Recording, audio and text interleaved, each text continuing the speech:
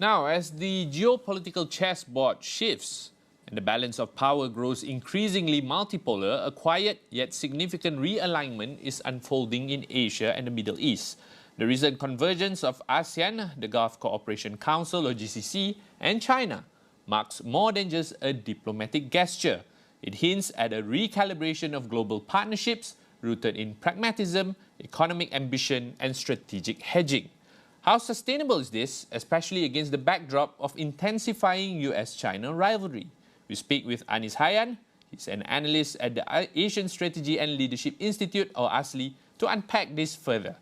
So, Anas, given ASEAN's traditional stance of neutrality, how sustainable is this position amid intensifying US-China rivalry, especially with the bloc's increasing engagements with both China and the GCC?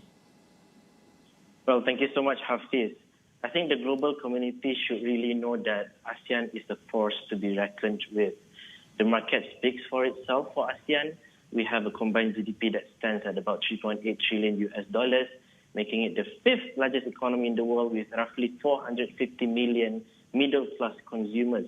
So these economic powers give ASEAN a strong voice and a strategic importance in the global order. That's number one.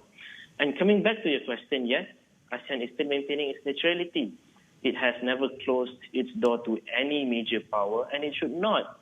And we understand that, of course, some ASEAN countries may have closer ties to either the US or China, but ASEAN as a bloc has consistently pursued a balanced approach in this sense. So what we saw at the recent ASEAN summit, if I may share, over the past 2 days really reflects, I think, this unity and this forward momentum as a bloc.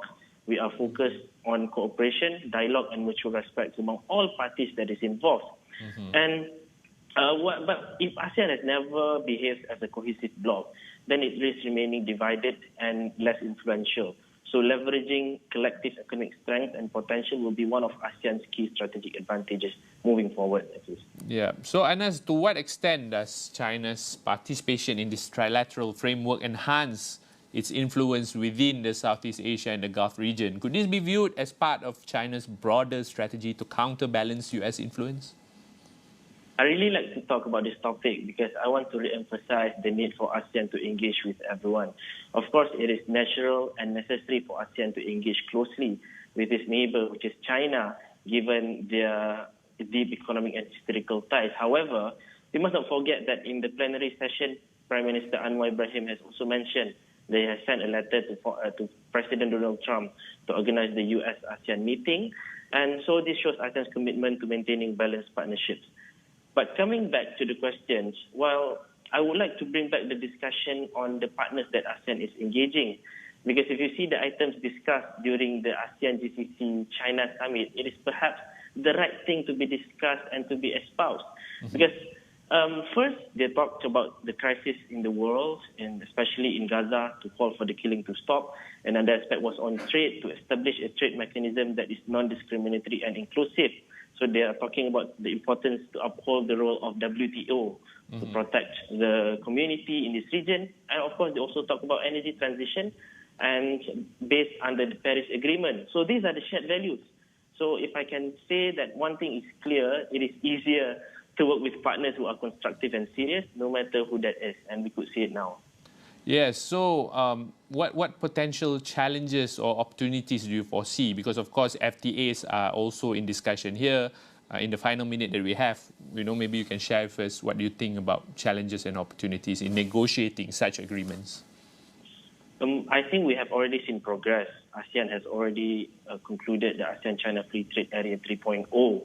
And we could see the massive potential with over 25 trillion US dollars market and a population of over 2 billion people. So it is bringing the potential market that is bringing unique expertise, resources, and dynamic markets to the table.